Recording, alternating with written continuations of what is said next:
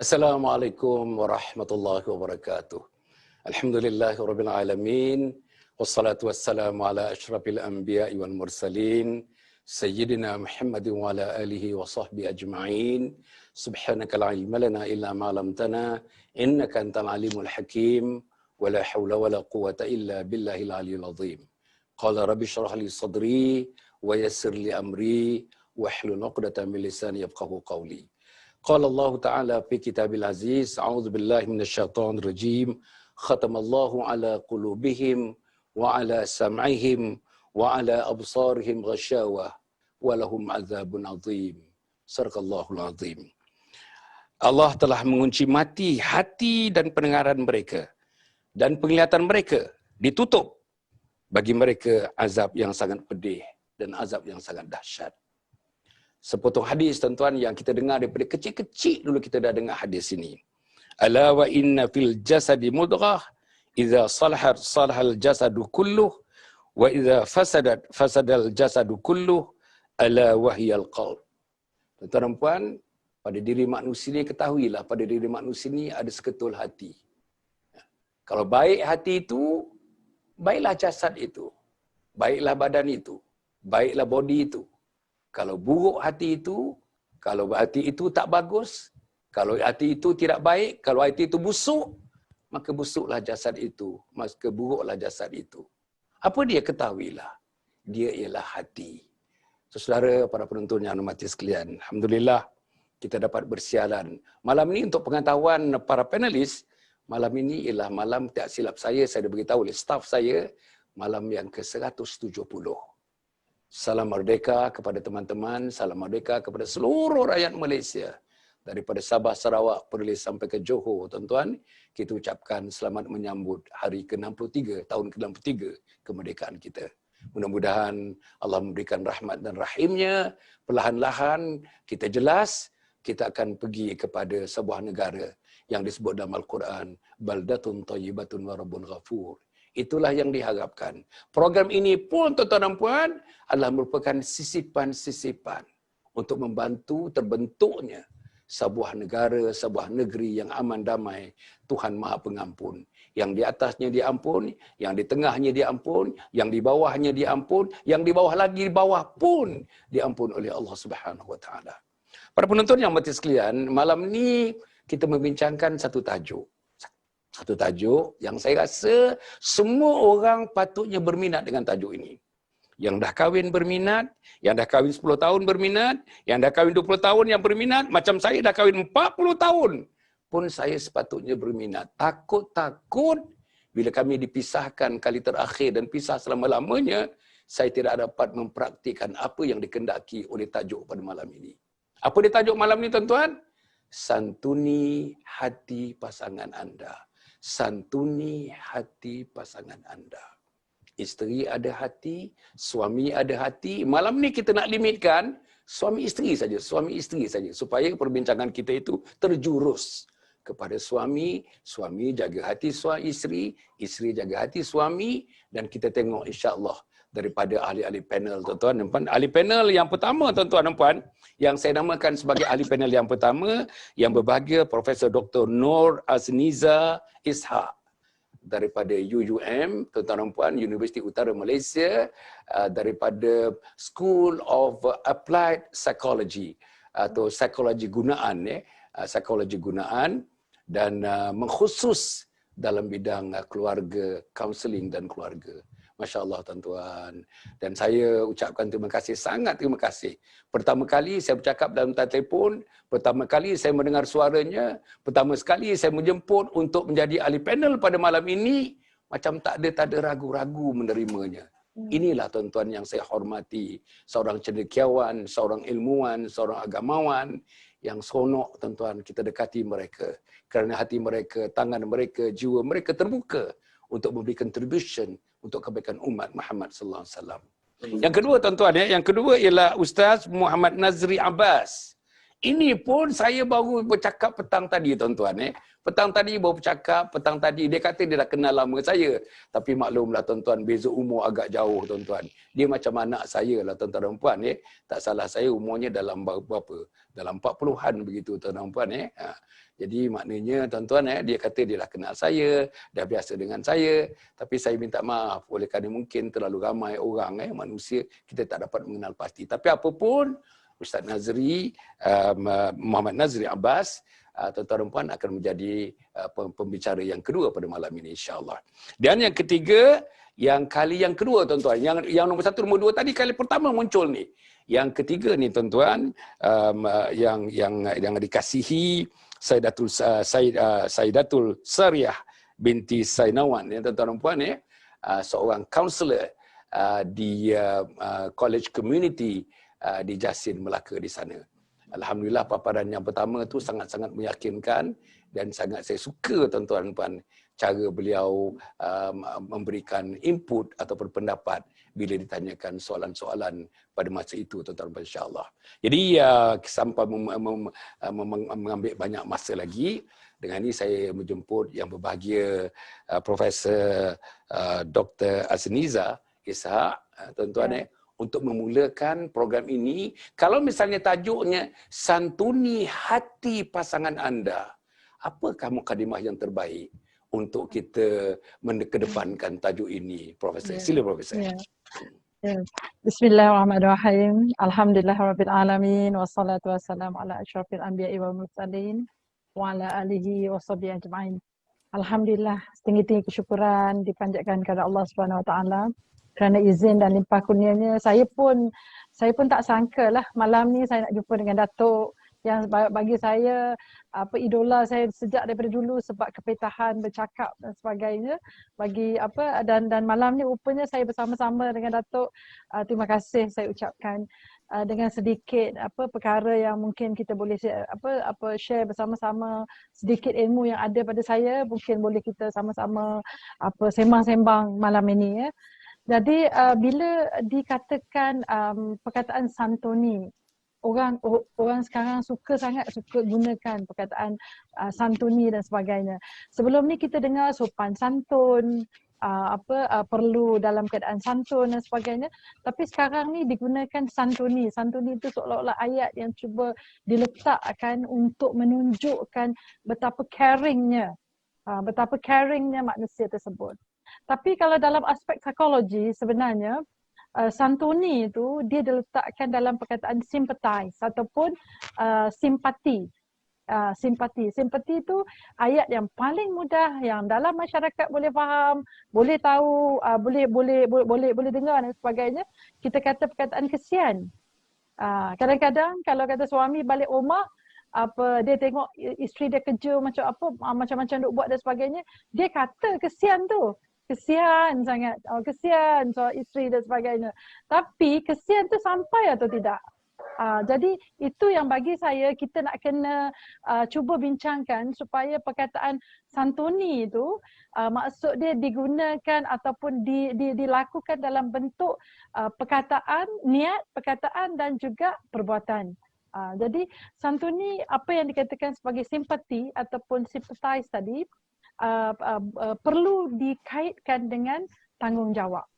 Yang tu yang akan menggerakkan sikap manusia. Sebab manusia hanya akan membuat perubahan sikap tersebut apabila ada dalam keadaan ni dia faham, dan bila dia faham keadaan tersebut, dia cuba untuk letakkan kefahaman tersebut dalam bentuk dia bertanggungjawab. Yang ketiga, dia akan internalize. Maksud dia dalam keadaan ini untuk perubahan sikap yang kata kesian tu sampai boleh menggerakkan tanggungjawab. Contohnya balik tengok isteri sedang di dapur, jadi dia menggerakkan dia untuk basuh pinggan ke, untuk sapu sampah ke dan sebagainya. Dia memerlukan 3 perkara ni. Yang pertama faham, lepas faham tu dia akan proses untuk letakkan tanggungjawab tersebut. Yang ketiga dia akan internalize. Selalunya yang orang kata tak payah suruh dia buat, dia dah internalize. Jadi kalau nak cerita pasal santuni itu tuan-tuan dan puan ataupun semua yang bersama kita malam ini, maksud dia mesti kita letakkan juga bagaimana perkara itu direalisasikan. Ataupun dia bukan sekadar dalam perception ataupun assumption, duduk dalam kepala, duduk mempersepsikan saja kesian dah, tapi tidak ada bukti kepada tingkah laku tersebut. Jadi kalau dalam psikologi dia ada simpati satu, yang membezakan simpati dengan empati tersebut adalah tanggungjawab. Kalau dalam hubungan menolong biasa ni, macam kalau kata saya dengan datuk dan sebagainya, saya kesian dekat datuk, tapi tidak boleh bertanggungjawab keseluruhan. Tapi bagi suami kepada isteri, dia kena guna simpati, dia tak boleh kena empati. Maksud dia bila dia kesian, bersama dengan dia tanggungjawab. Dia kesian, jom kita buat. Dia kesian, jom kita sama-sama lakukan dan sebagainya. Jadi itu perkara yang pertama yang kita perlu faham tentang apa yang dikatakan santuni. Alhamdulillah. Cantiklah tuan-tuan. Jelas sangat tuan-tuan. Jadi untuk yang disebutkan tadi tuan-tuan, maknanya bila kita sebut santuni ni, perkataan agaknya yang paling hampir macam kita caring, you know. Kemudian tu dalamnya ada unsur sympathy. Kita sympathy dan empathy. Empathy ni putting someone in someone else's shoes. Kita letak diri kita pada kasut orang, merasakan betapa peluhnya mengalir, kita kesian. Tapi setakat kesian begitu saja, tidak ada tindakan, tidak ada internalization yang disebutkan tadi. Jadi maknanya untuk isteri dan untuk suami, kita cerita suami sekarang ni, dan itu isteri juga tuan-tuan. Bukan saya memandang saja kesian, bercakap kesian, bukan hati terdetik kata kesian, tapi hati terdetik tuan-tuan, tangan bergerak, kaki bergerak, langkah, ambil timba, ambil penyapu, ambil yang sepatutnya untuk mengurangkan beban isteri itu, pengurangan beban itu, X tolak Y dan sebagainya, tuan-tuan itulah dikatakan sebagai gambaran bahawa kita menyantuni isteri kita. Bukan begitu ke doktor? Ya. Alhamdulillah. Memang betul. Okey. Sekarang kita nak pergi kepada ustaz kita punya Ustaz Nazri kita. Kita nak pergi kepada Ustaz Nazri. Ustaz ini sebagai peringkat yang pertama ni masih konsep lah. Kita pergi konsep aja dulu. Nanti peringkat yang kedua nanti kita pergi kepada the reality. Peringkat yang ketiga nanti kita pergi kepada outcome. Kita tengok apa outcome dia. Kalau betul-betul disantuni dalam keluarga, outcome-nya mestilah tambah mesra, tambah kasih, tambah sayang, tambah cinta, nak hidup selama-lamanya. Kita hanya dipisahkan oleh malakal maut, mengambil antara kita berdua ni siapa dahulu. Itu saja agaknya. Jadi kita nak pergi kepada ustaz-ustaz tadi saya bacakan satu ayat Quran dan satu hadis. Agaknya ada, mesti banyak tuan-tuan ayat Quran dan hadis, adapun ada perbahasan mengenai hati ni, hati, qalb ni, mengenai hati ni. Setakat yang ustaz faham, setakat yang ustaz diberitahu, membaca dan sebagainya, macam mana Islam melihat hati dengan menggunakan misalnya peruntukan-peruntukan dalam Quran, dalam hadis, dalam masa 5 minit ustaz, macam mana Islam melihat hati itu. Sila ustaz. Pertama kali saya ingin mengucapkan terima kasih kepada Datuk Dr. Hassan Ali yang juga merupakan idola saya, yang banyak membantu dan mengajar saya waktu kecil. Dan juga kepada semua ahli panel yang bagi saya adalah orang yang hebat yang saya dapat bersama-sama pada malam ni. Jadi berkenaan dengan persoalan Datuk tadi, saya akan cuba menjawab semampunya saja. Sebab ilmu Allah itu terlalu luas. Bila ditanyakan tentang soal hati, dia adalah satu perkara yang sangat besar, yang sangat menjadi induk diperbincangkan sejak zaman dahulu lagi. Bahkan dalam Quran Allah ada menyebutkan orang yang akan kembali kepada Allah nanti waktu dia mati, semuanya tidak akan selamat, melainkan mereka yang bawa hati yang selamat. Jadi hati yang selamat ini seperti mana yang ditafsirkan oleh para ulama adalah hati orang-orang yang bertakwa. Dan takwa itu juga banyak definisi. Dan yang paling mudah untuk kita faham tentang definisi takwa ini ialah himpunan segala sifat-sifat mahmudah. Maknanya hati yang selamat tadi yang disebutkan dalam Quran, yang dibawa oleh kita untuk bertemu Tuhan tadi, yang menjadi modal untuk kita mendapat rahmat Tuhan di akhirat nanti, adalah hati-hati yang ditakhallikan daripada sifat-sifat mazmumah. Maksudnya dikosongkan daripada sifat-sifat yang keji dan negatif. Dan hati itu pula ditahallikan, dihiasi pula dengan sifat-sifat mahmudah ataupun sifat-sifat yang positif dan terpuji. Jadi peranan hati itu sangat besar. Sebab itu kalau kita lihat dalam banyak perbahasan ulama, mengkiaskan hati itu umpama raja. Raja dalam sebuah kerajaan diri yang sangat hebat. Kalau dalam sebuah kerajaan tidak mempunyai raja, maka kerajaan itu akan tunggang langgang, akan huru-hara, akan hancur. Kalau baik raja dalam sebuah kerajaan, maka baiklah rakyat dan yang lain. Tetapi kalau rosak raja tersebut, segala-galanya juga akan rosak. Dalam kerajaan negeri, Allah meletakkan hati sebagai raja. Manakala akal kita adalah sebagai Perdana Menteri yang berperanan untuk menasihatkan si raja. Manakala anggota lahiriah yang lain ini berperanan sebagai rakyat ataupun tentera, rakyat. Sedangkan nafsu yang ada dalam diri kita itu adalah musuh yang 24 jam tidak pernah lalai dan leka untuk memusnahkan kita jika dia ditunggang oleh syaitan. Jadi kedudukan hati itu sebenarnya memang sangat penting untuk kita perhatikan. Bahkan Allah suruh kita sentiasa membersihkannya dengan pelbagai cara. Salah satu cara daripadanya yang kita tahu nak bersihkan hati ini, kita kena mujahadah. Mujahadah untuk membuang sifat-sifat mazmumah. Dengan latihan-latihan tazkiyatun nafs yang tertentu, dengan pimpinan seorang guru yang mursyid, insya-Allah hati itu akan dipimpin, akan dibersihkan, akan dikosongkan daripada sifat-sifat mazmumah. Di samping itu juga kita sangat peka untuk menjaga pemakanan. Pemakanan kita akan membentuk hati kita dan akan membentuk tingkah laku kita, perasaan kita. Sebab dia akan membentuk bagaimana hati kita berperasaan, bagaimana hati kita akan mengarahkan anggota-anggota lahiriah dia tadi. Dan hati ini jugalah yang sebenarnya seperti mana yang Datuk sebutkan tadi, adanya satu musuh yang sangat mengajak kepada kejahatan, ammaratun bisu, iaitu nafsu. Jadi dia punya lawan itu bukan calang-calang lah. Jadi kalau kita nak tengok sebenarnya persoalan hati ini, orang lelaki ada, orang perempuan pun ada. Orang lelaki kena santuni orang perempuan pun kena santuni orang lelaki. Orang lelaki ada potensi jadi seorang yang baik, orang perempuan pun ada potensi menjadi seorang yang baik. Begitu juga sebaliknya. Jadi persoalan hati ni Datuk, kalau kita nak bincang memang panjang, tapi secara umumnya begitulah mukadimah untuk kali ini Datuk. Alhamdulillah. Cantik tuan-tuan. Macam mana Ustaz kembangkan daripada profesor punya mukadimah tadi. Memang kata orang jiving lah tuan-tuan. Betul-betul aduh. Macam dia punya precision tu macam benda mechanical lah tuan-tuan. Heran saya. Padahal dia tak pernah berjumpa dia tuan-tuan ya.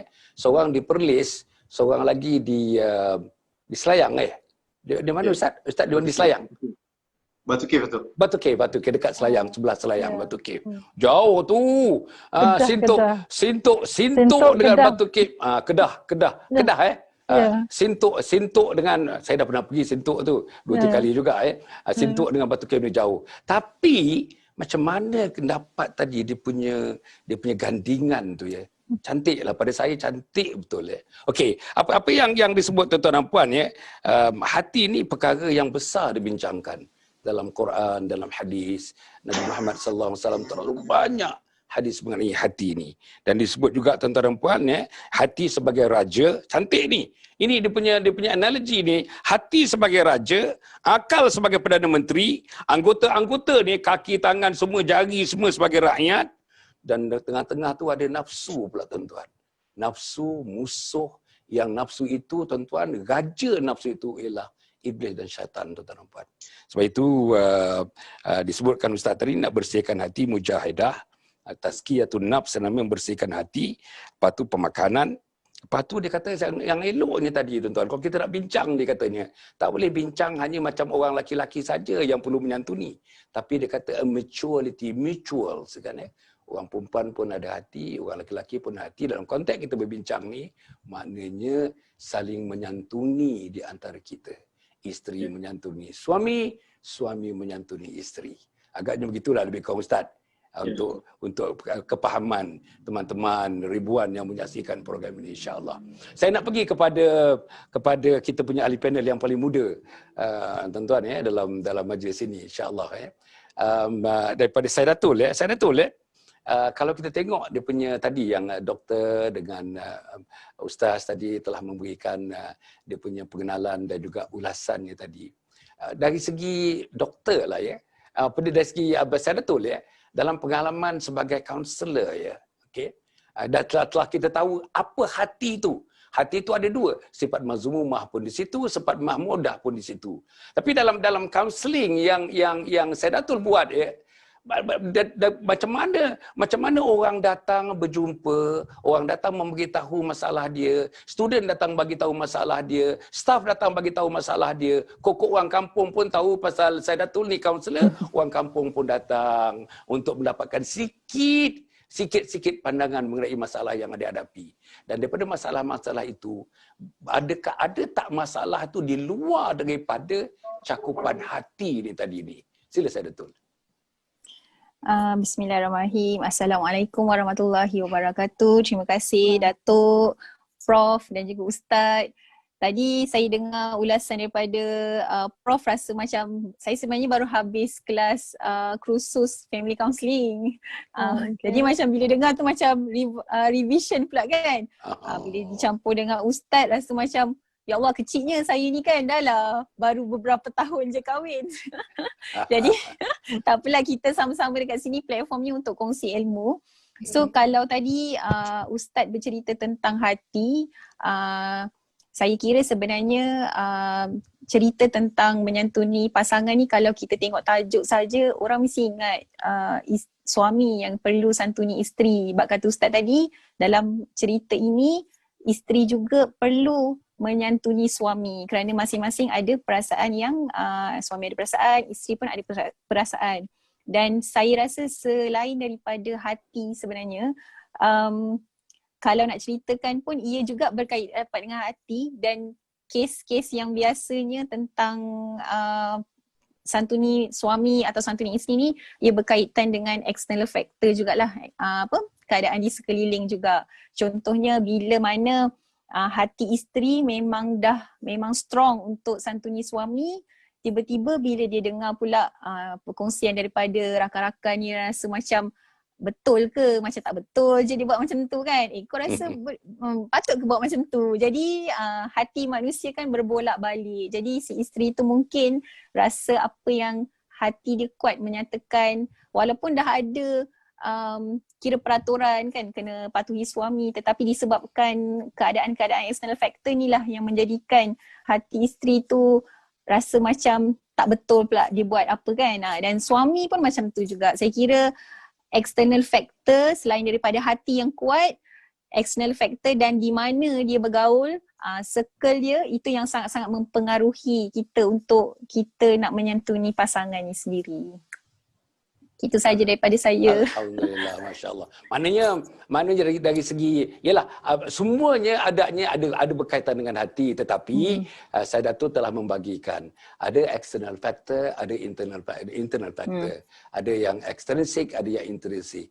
Ada yang exogenous, ada yang endogenous. Tetapi apa yang saya nak sebutkan ya dalam perbincangan ini, semuanya ini kan ada kaitannya. Tadi katakan dengan dia punya circle dia.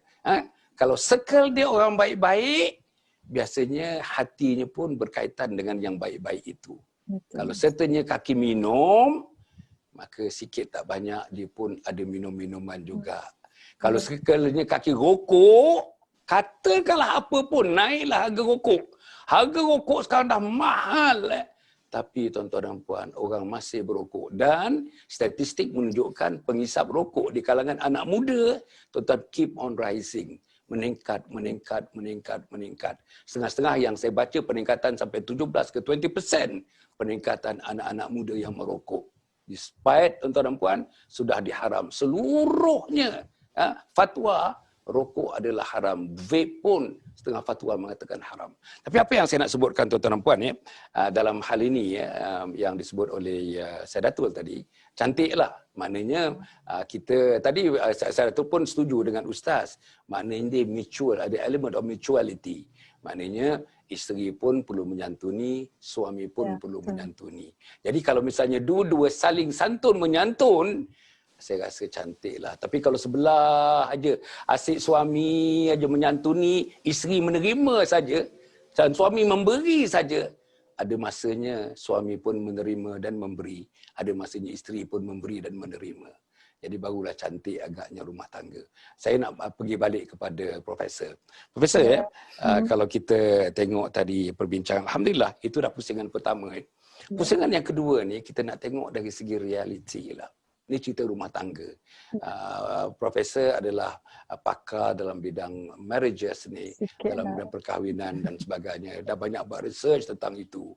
Tentang banyak tulis dalam jurnal-jurnal. Kalau tidak, tak akan dapat full profesor kan untuk mendapatkan title itu ya. Tapi apa yang saya nak sebutkan Profesor ya. Jadi kalau kita tengok betul-betul dalam rumah tangga, ambil tipikal rumah tangga orang Islam. Orang Islam ni boleh katakan 90% orang Melayu lah agaknya ya. Kita tengok ya.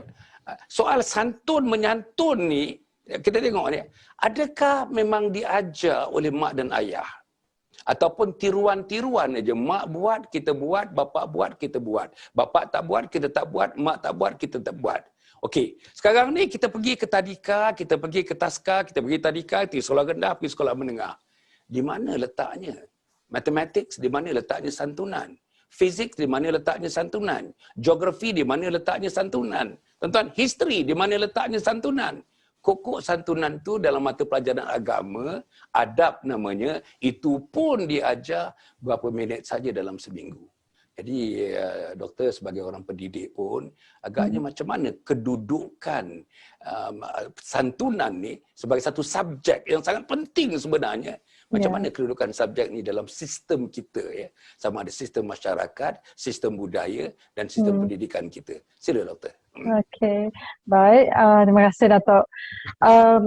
Yang ni sebenarnya dalam semua kajian, bukan saja di sini, di Malaysia, di serata dunia pun, sebenarnya isu yang timbul, konflik yang timbul, yang mengatakan tidak disantuni, merasakan kurang disantuni dan sebagainya tu, dia berpunca daripada komunikasi ataupun bagaimana komunikasi itu berlangsung antara pasangan. Jadi selalunya konflik itu akan timbul apabila terasa tidak disantuni itu, apabila kita namakan communication breakdown ataupun miscommunication, ataupun apa yang dinyatakan tu tidak sampai secara jelas oleh kedua-dua belah pihak. Sebab apabila pasangan itu berkahwin daripada permulaan lagi, jadi setiap daripada pasangan tersebut, sama ada suami atau isteri, mereka telah dibesarkan daripada keluarga yang berbeza. Jadi ahli psikologi meletakkan antara perkara yang mana perlu kita tengok jika keluarga pasangan ini bermasalah adalah yang pertama, dari segi bagaimana dia dibesarkan ataupun dia diasuh, dia dididik, dia di brought up lah. Brought up tu maksud dia dibesarkan daripada kecil sampai dia kahwin. Jadi maksudnya bagaimana pattern itu, corak itu berlaku. Yang kedua, apabila dia dibesarkan tu, dia telah mewujudkan satu bentuk kita panggil self-esteem. Esteem kendiri, maksudnya dia terima diri dia atau tidak. Yang ni banyak tentang soal hati sebenarnya. Jadi maksud dia terima diri dia atau tidak. Dia sama ada dia pandang diri dia tinggi sangat ke, dia pandang orang lain tinggi sangat ke, atau macam mana. Di situ apabila dia berkahwin, itu sebenarnya dia bermain dalam keadaan itu je. Bagaimana dia membina esteem kendiri dia. Kemudian yang ketiga, iaitu bagaimana komunikasi ataupun dia berkomunikasi di dalam persekitaran dia. Dan apabila perkahwinan berlaku, sebab itu dia ada adjustment dia. Dan jika pasangan melepasi adjustment ataupun fasa-fasa adjustment itu, penyesuaian kita panggil, fasa-fasa penyesuaian tu, maka akan jadi macam Datuk sendiri pun dah kata 40 tahun kahwin. Maksud dia dah melepasi sekurang-kurangnya 4 fasa ataupun 5 fasa. Masya-Allah. 5 fasa dah dalam betul-betul. Maksud dia berjayalah tu. Maksudnya boleh diberi pingat dan sebagainya disebabkan telah melalui fasa tersebut. Jadi fasa yang pertama dia ambil masa 4 hingga 5 tahun. Sebab itu pada fasa tersebut dia terasa sangat tidak disantuni, tidak dipedulikan, perlu beli bunga, kena beli macam ni, warna merah tak boleh, bunga daisy tak boleh, bunga macam-macam. Sebab adjustment itu sebenarnya dalam keadaan tahun pertama sampai tahun keempat atau kelima tu perkahwinan itu, dia baru nak memahami antara satu sama lain. Sebab itu kita rasa macam tak boleh lah buat macam ni, kenapa tak buat macam dia dan sebagainya. Jadi dia hanya dia kadang-kadang meletakkan definisi santuni itu, maksud dia kena ikut macam dia. Padahal santuni itu dia kena balance. Dia kena balance. Maksud dia sebab kita datang daripada keluarga berbeza, suami datang pada keluarga berbeza, isteri datang daripada keluarga berbeza, cukup 25 tahun, 26 tahun ataupun dalam keadaan 20 hingga 30 tahun tu kita kahwin, maksudnya kita dah build up kita punya rasa nilai diri kita dan sebagainya. Tapi bila duduk sekali nak kena adjust. Fasa pertama masuk dalam 4-5 tahun, fasa kedua pula 10 tahun ke atas, kemudian fasa ketiga, fasa keempat dan sebagainya. Jadi apabila kita melalui keadaan fasa tersebut, sebab tu nak kena check and balance. Sama ada menyantuni itu masih relevan daripada macam awal ataupun setiap fasa tu kena ada versi baru, refreshment. Kena refresh. Kalau tak refresh, apa jadi? Jadi kadang-kadang pada peringkat awal perkahwinan, isteri nak buat semua untuk suami. Nak buat semua. Dia sampai nak kalau boleh basuh kaki, basuh tangan, basuh semua, potong kuku, potong rambut, semua dia nak buat. Tapi itu masa tak ada anak lagi. Tapi bila dah anak 5 katakan, husband duk tunggu nak suruh isteri buat sama juga. Dia kata kalau isteri tak buat, dia tak santuni. Itu definition kepada santuni dah berbeza. Maksud dia kalau pada masa tu kahwin baru dua-dua orang, boleh nak santuni sampai basuh tangan, suap, macam-macam. Tapi kalau macam Datuk dah 40 tahun kahwin, bukan tak boleh suap, boleh. Tapi maksud dia ada limitation. Pada masa mana nak suap, kan? Pada masa mungkin kita ajak yang lain-lain pun suap sama dan sebagainya. Maksud dia santuni tu kita kena ada versi dia. Versi tadi mengikut fasa. Dan bila versi mengikut fasa, maka orang boleh ikut. Sebab tu saya kata perubahan sikap tadi bila dia faham. Lepas dia faham, dia comply. Maksudnya dia patuh lah. Dia patuh, pada masa versi ni kita kena ubah suaya ni. Pada masa ni kita kena ubah suaya ni dan sebagainya. Kemudian bila masuk internalization, sebab itu pada awal perkahwinan kadang-kadang kita mendidik suami untuk dia tak payah buat kerja sangat kan, jadi buat kerja sikit-sikit ke, isteri buat semua ke, ataupun suami pula kata tak apa biar saya buat semua ke, isteri duduk saja ke. Sebenarnya pattern tu kita yang corak.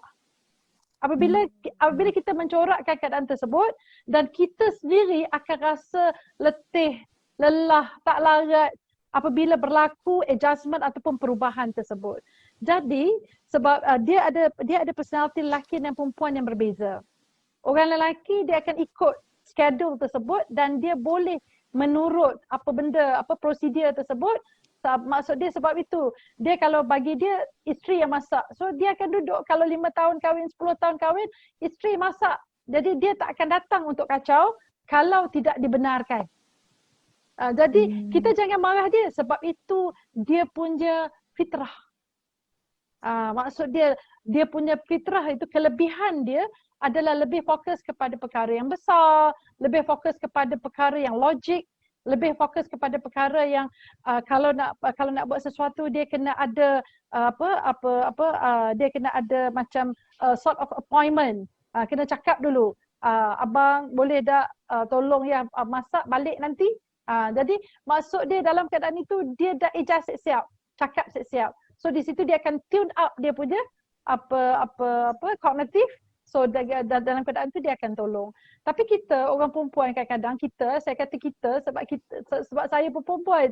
Sebab kadang-kadang kita nak buat benda-benda semua nak buat spontaneous. Yang tu orang perempuan pandai, spontaneous tu. Spontaneous orang perempuan sangat pandai. Jomlah kita buat, maksudnya dia boleh create things tu kadang-kadang sekarang tu juga nak kena buat. Tapi orang lelaki tak boleh. Sebab kekuatan orang perempuan kepada emotion dia rasa. Sebab itu dia yang banyak rasa tidak disantuni dan sebagainya. Orang lelaki kata aku dah layan habis dah. Habis semua dah bagi dah buat dah. Sebab orang lelaki dia hanya ikut flow tu je. Maksud dia boleh ulang banyak kali buat benda yang sama. Tapi orang perempuan dia akan ada saja kreatif dia benda-benda yang lain. Sebab itu pertembungan antara kedua itu menyebabkan dia terasa tidak disantuni. Sebab itu kalau dari segi ahli psikologi mengatakan bagaimana dia berfikir tentang perkara tersebut. Kadang-kadang perkara tu baru duk fikir, benda tak jadi pun dan tidak dinyatakan, tidak dijelaskan sebab perkara tu terjadi dan sebagainya. Masya Allah. Tuan-tuan, terasa saya dalam bilik tutorial lah tuan-tuan dan puan. Betul. Betul Macam setuju. mana versi fasa dengan versi fasa 1, fasa 2, fasa 3. Kemudian tuan-tuan, santunan ikut fasa dan versi. Aduh, tuan-tuan, cantik. Itu yang saya katakan, saya selalu katakan Profesor ya. Kita boleh baca, tetapi ulasan-ulasan yang macam ni tak ada dalam textbook tuan-tuan, tak ada. Betul. Ulasan yang ada experience, ulasan yang ada knowledge, yang knowledge itu berada di lapangan, knowledge itu berada dalam diri, dalam tangan sendiri, dan knowledge itu dicerna sedemikian rupa dalam perbincangan macam ini, tak ada dalam textbook. Sebab itu saya selalu katakan, bawa anak-anak dengar, bawa anak dara kita tengok, bawa anak teruna kita tengok, bawa yang muda, bawa yang tua, duduk. Kalau misalnya sekarang ni tuan-tuan, anak-anak tuan-tuan dan tuan-tuan masih lagi memegang handphone, smartphone, tapi masih tengok K-pop lagi, ketepikan kita ini tuan-tuan dan puan. Saya tak tahulah adil tak adil tuan-tuan dan puan. Santun tak santun kepada majlis ini tuan-tuan dan puan, insya-Allah. Jadi saya haraplah sangat inilah tujuan kita mengadakan malam yang 170 tuan-tuan, 170. Kalau malam 170 ni tuan-tuan punya kehadiran menonton ni satu pun tak ada. Tuan-tuan, kita dah jemput 129, malam ni 131 tuan-tuan peserta apa ni? Orang-orang pakar-pakar datang, teman-teman datang untuk bantu kita. Orang datang ni bukan kosong-kosong tuan-tuan, bukan. Inilah yang kita nak depankan kepada masyarakat tuan-tuan dan puan. Tengok Ustaz Nazri, tengok kita punya anak muda kita Saidatul tuan-tuan dan puan. Tuan-tuan dengar tadi macam mana saya tersebut. Sekarang saya nak pergi kepada Ustaz. Ustaz ya. Kalau kita tengok apa yang disebut oleh Profesor tadi Ustaz ya. Tetapi kita nak saya nak bagi tahu yang saya nak tahu Ustaz ya. Tadi tentang fasa dan versi itu tuan-tuan ya. Tapi ada juga orang yang tak ikut fasa dan tak ikut versi. Ada kawan saya umur 72 agaknya nak masuk 73. Apa dia kata ya? Dia tak pernah sekali bawa pinggan ke sinki. Tak pernah sekali basuh pinggan. Kahwin dah berpuluh-puluh tahun tuan-tuan dan puan. Tapi rumah tangga still intact tuan-tuan dan puan macam mana tu? Dia tidak ikut tu. Fasa-fasa tu dia tidak ikut, versi-versinya dia tidak ikut. Tuan-tuan dan puan, mutuality-nya pun dia tidak ikut. Tetapi macam mana dia boleh tegakkan rumah tangga? Tetapi ada juga berfasa, berversi dan sebagainya. Kalau tidak bercerai tuan-tuan sekarang ni perceraian, perkahwinan antara 1 tahun hingga ke 5 tahun, itu antara perceraian yang agak gairah tuan-tuan dan puan Dan ada juga perceraian berlaku antara orang berumur 60 ke 70 tahun bercerai tuan-tuan dan puan Jadi maknanya Ustaz setakat pengalaman Ustaz dan tuan-tuan Ustaz dengar dan sebagainya. Macam mana apa yang disebutkan oleh Profesor tadi dengan realiti kita tengok, realiti masyarakat adakah kerana tidak menyantuni ataupun kerana lupa nak menyantuni kahwin dah begitu lama tuan-tuan dan puan ataupun take for granted tuan-tuan dan puan tentang idea tentang santuni ini. Jadi sebab itu kita tengok dalam masyarakat ni pertengkaran dalam masyarakat, pergelutan dalam masyarakat, tuan-tuan kata mengata dalam masyarakat, pulau meluau antara suami isteri, antara mak mentua, bapa mentua dan sebagainya. Kacau bilau tuan-tuan dan puan. Adakah kerana persoalan santunan, persoalan versi, persoalan fasa, sebagaimana Profesor menyebut kata, adapun daripada discovery Ustaz sendiri, ada faktor-faktor lain agaknya. Macam Saidatul mengatakan, faktor eksternal misalnya, nampaknya menonjol daripada faktor internal. Macam mana Ustaz ya? Okey Datuk, soalan-soalan yang Datuk ajukan ni, kalau kita nyanyi lagu Laukana Bainanal Habib, maknanya kalaulah Nabi bersama kita, segala persoalan ni senang je nak settlekan. Akan Nabi jawab putus, dan Nabi jawab memang sampai semua pada semua. Nabi borong semua soalan-soalan tadi dengan jawapan yang Masya Allah tuntas kan. Dan kalau kita kembali ke zaman dulu, ada kisah yang sangat famous, Piramli buat cerita tentang musang berjanggut. Kan? Dia nak cari isteri, tapi dia nak cari bukan betina. Dia nak cari orang wanita ataupun perempuan. Seakan-akan kat situ ada memberi perbezaan antara betina dan perempuan. Tapi dalam masa yang sama, musang berjanggut ni adalah gambaran kepada jantan, bukan lelaki. Jadi maknanya sekarang kalau betul-betul nak selamat, lelaki kena kahwin dengan wanita. Wanita kena kahwin dengan lelaki. At-tayyibin lit-tayyibat. At-tayyibat lit-tayyibin. Lelaki yang baik untuk perempuan yang baik, perempuan yang baik untuk lelaki yang baik. Jadi menyentuh pada kisah yang bila kawan Datuk tadi dia pelik, Datuk tu pun masih lagi tak boleh nak angkat pinggan. Kisah ni pun pernah berlaku zaman Rasulullah dulu, di mana Nabi penyayang. Kan, sekali jumpa budak-budak peluk, cium kan. Jadi Arab-Arab yang mungkinlah baru masuk Islam ke apa, tengok melihat keadaan tu rasa pelik. Kan, Nabi peluk budak-budak, Nabi cium budak-budak. Jadi itu menjadi satu yang tidak biasa diamalkan oleh orang Arab zaman dulu. Sebab mereka terkenal dengan orang yang bengis, kasar dan sebagainya. Jadi Nabi cakap, siapa yang tidak menyayangi, dia tidak akan disayangi. Jadi maknanya Nabi tunjukkan perbuatan tu tak kira lah sama ada dia tua ke atau muda, dia kena terus buat benda-benda yang positif. Sama juga dengan kisah tadi, kalau dia tak biasa buat, maka dia kena biasakan buat benda yang positif bila dah tua. Untuk cover balik benda-benda silam yang dia tak buat. Jadi menyentuh pada persoalan tadi tu, yang telah diuraikan dengan cantik dan begitu baik oleh Profesor tadi, saya ingin sedikit menyentuh iaitu tentang bersifat santun. Kalau kita tengok daripada konteks makna dalam bahasa Arab, santun ataupun lemah lembut ni kita boleh ambil daripada perkataan Al-Halim. Al-Halim ni juga adalah maksud daripada Asma'ul Husna. Nama-nama baik Allah yang bermaksud lemah lembut ataupun penyantun. Jadi kalau kita tengok dalam konteks kekeluargaan, sifat Al-Halim ini dan Ar-Rahim iaitu penyayang ni, sangat terkenal, ditunjukkan, dipaparkan dalam sejarah oleh keluarga besar Nabi Ibrahim AS. Yang mana daripada zuriat Nabi Ibrahim AS yang mengamalkan sifat-sifat positif yang disunting daripada Asma'ul Husna ini, maka tercetuslah keluarga bahagia yang menjadi role model sepanjang zaman sehingga lahirlah Sayyidul Wujud Rasulullah SAW yang menjadi role model dan ikutan kita, iaitu bapa segala penyantun yang ada di dunia. Jadi kalau kita tengok kat sini, dalam kita berumah tangga ataupun kita menjadi orang yang belum berumah tangga, kita kena buat satu pertanyaan, adakah kita dah amalkan sifat Al-Halim ini? Sebab dalam Quran Allah suruh kita ambil nama-nama tersebut, tujuannya untuk kita guna pakai, kita amalkan. Yang kita tak boleh ambil adalah sifat kibir, sifat sombong. Itu adalah pakaian Allah. Tapi sifat-sifat Allah yang lain memang disuruh untuk kita mengambilnya. Sebab tu kalau kita tengok dalam panduan yang Nabi bagi dalam mencari pasangan, seorang yang nak berumah tangga, Nabi bagi panduan ada 4 ciri.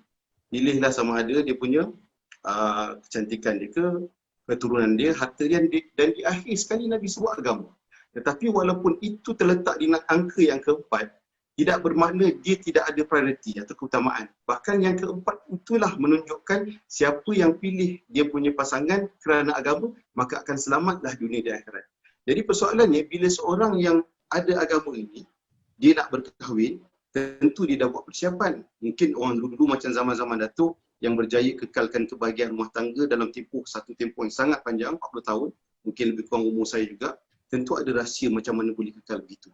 Apa yang saya belajar daripada guru saya, rahsia untuk kita mendapat kunci kebahagiaan rumah tangga, rahsia kunci kebahagiaan rumah tangga adalah dengan mencintai Tuhan ataupun mencintai Allah. Itu rahsia dia. Maknanya kalau kita belajar dalam kitab-kitab Tauhid, ada disebutkan awaluddin ma'rifatullah.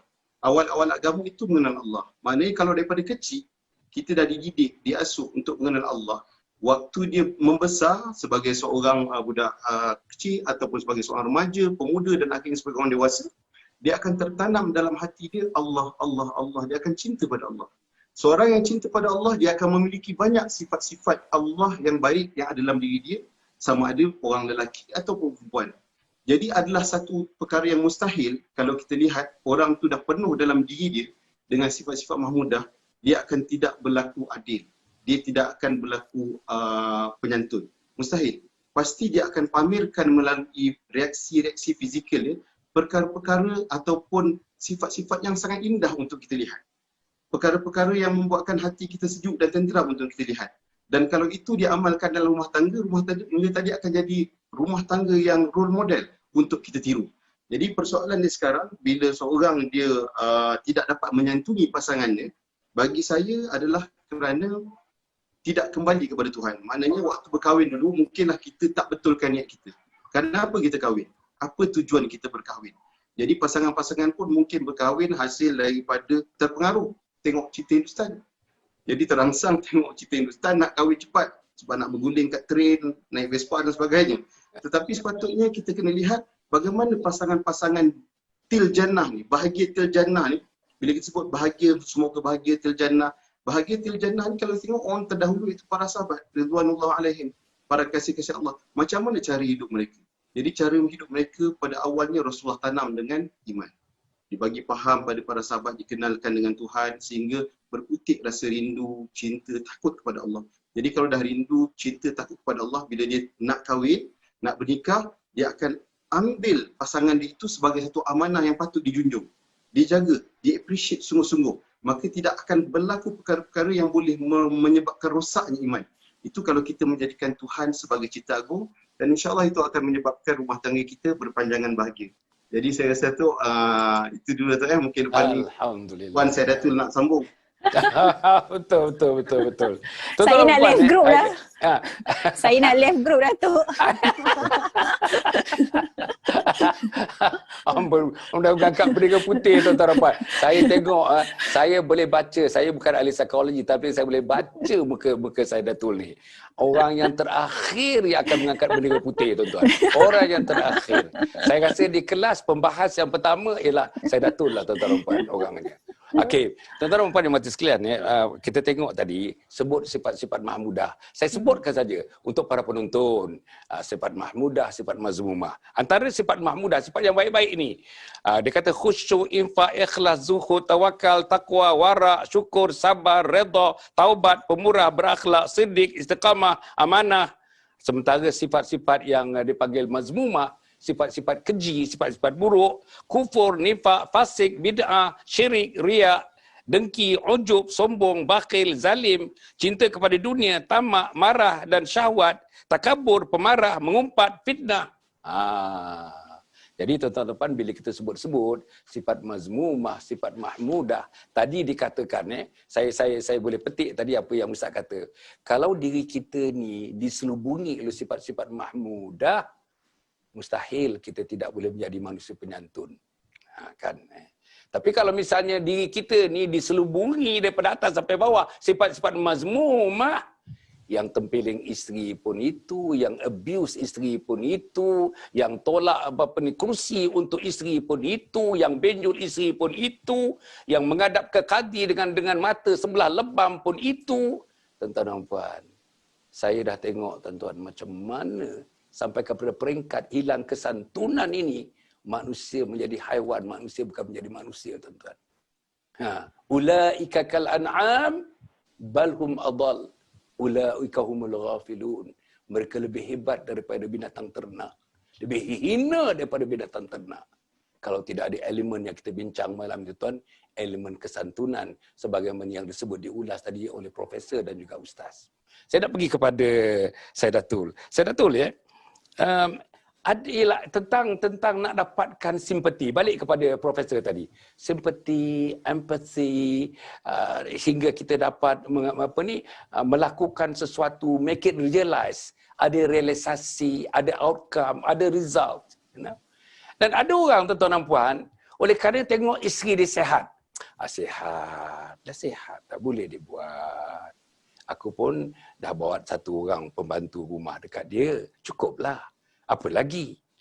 Tapi tuan-tuan, bila sakit, mengerang, baru nampak tuan-tuan. Sama ada kesantunan pseudo, kesantunan yang dibuat-buat, atau kesantunan yang real, tuan-tuan dan puan, tengoklah pada masa itu, tuan-tuan dan puan, insya-Allah. Satu lagi kematian, tuan-tuan, mati. Tuan-tuan, ada orang menangis, dikatakan menangis seperti buaya menangis, tuan-tuan.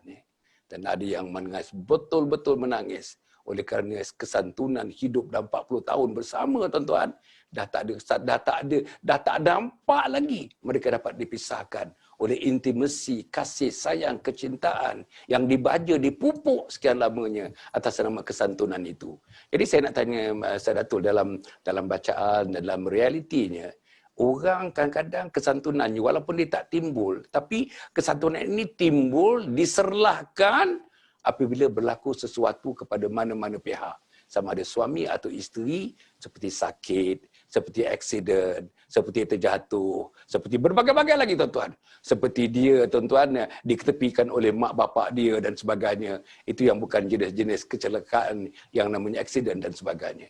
Macam mana saya Datuk tentang paparan kesantunan ini timbul, tak nampak asalnya, tapi timbul bila berlaku perkara-perkara yang sedemikian. Macam mana saya Datuk? Okey, Datuk, Prof dan Ustaz. Okey, kalau bercerita tentang kalau macam yang Datuk cakap tadi tu, maksudnya dia ada impact daripada peristiwa. Cumanya ada sesetengah orang impact daripada ada peristiwa sesuatu berlaku pada dia. Kadang-kadang peristiwa tu boleh jadi baik pada dia dan kadang-kadang boleh jadi tidak baik. Contohnya jika selama ni si isteri memang sangat-sangat menyantuni suami dia, tiba-tiba ada satu event, peristiwa yang pahit. Suami dia walaupun isteri dia dah menyantuni, sebab baru ni juga kami berbincang dalam family functional therapy lah kan, sesama pegawai psikologi, berkisah tentang suami, isteri dah perfect, tak ada masalah, bukan isteri dominan. Suami pun suami yang baik kan, buat kerja rumah, walaupun suami dia lah house husband tetapi perfect semua, nak pergi kerja dia siapkan isteri dia makan semua, tetapi si suami minta isteri dia hadiah kan, minta isteri dia rupanya di sebalik dia buat kerja perfect tu minta isterinya hadiah nak bini lagi seorang kan. Jadi saya kira kalau dalam keadaan tu isteri pun dah menyantuni suami kan, suami pun menyantuni isteri, tetap juga disebabkan ada event yang mungkin berlaku adalah sedikit lebih kurang ataupun kurang lah dalam keluarga tu, menyebabkan isteri juga masih rasa tidak disantuni oleh suami. Kadang-kadang dia ada berlaku macam tu juga kan, walaupun kita dah baik. Kadang-kadang yang saya jumpa lah Datuk, saya jumpa macam kadang-kadang klien lah, kita jumpa macam baiknya isteri dia, memang baik, tetapi dapat pula suami macam tu. Sampaikan bergurau antara rakan-rakan kan, macam kita jangan baik-baik sangat, nanti jadi macam tu. Kan? Jadi kena tegas-tegas juga kan. So saya kira macam dia berbalik kepada saya sangat berpegang teguh dalam konsistensi dalam agama sebenarnya. Kalau macam contohnya seorang suami ataupun isteri tu memang baik sejak dikenali, memang menjaga solat, macam tadi Ustaz sebut, Tuhan adalah cinta agung. Bila dia pegang tentang konsep tu, maka bila dia masuk dalam keluarga yang macam tiba-tiba family dia ditimpa kesusahan, tiba-tiba kehilangan kerja, tetapi masih tetap menyantuni satu sama lain kan. Perkara tu dibincangkan dengan sebaik mungkin.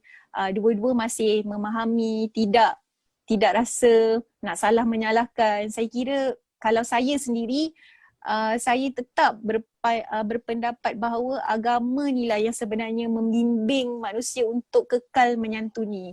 Tak guna pun kalau orang tu kita pun susah nak jumpa orang yang solat perfect, solat tahajud, solat duha, tetapi tidak menyantuni orang lain. Maksudnya adalah masalah dekat tempat-tempat lain. Tapi kalau orang tu tidak, agama memang dia out, memang dia tinggalkan, solat pun tidak, saya rasa kiranya nak jumpa sifat-sifat tidak menyantuni dalam diri orang tu memang senang lah. So saya sangat bersetuju dengan Ustaz bahawa bagaimana sekalipun konsistensi dalam agama. Maksudnya sebelum dia kahwin, dia memang orang yang sangat baik, patuh perintah Allah. Bila dah kahwin pun dia bimbing keluarga dia. Sebab ada juga orang yang saya jumpa, bila dah kahwin, asalnya isteri ni sangat baik kan, solat 5 waktu. Tetapi bila kahwin, suami dia tidak menunjukkan ciri-ciri seorang suami yang soleh kan, tidak solat, dan isterinya terikut sekali.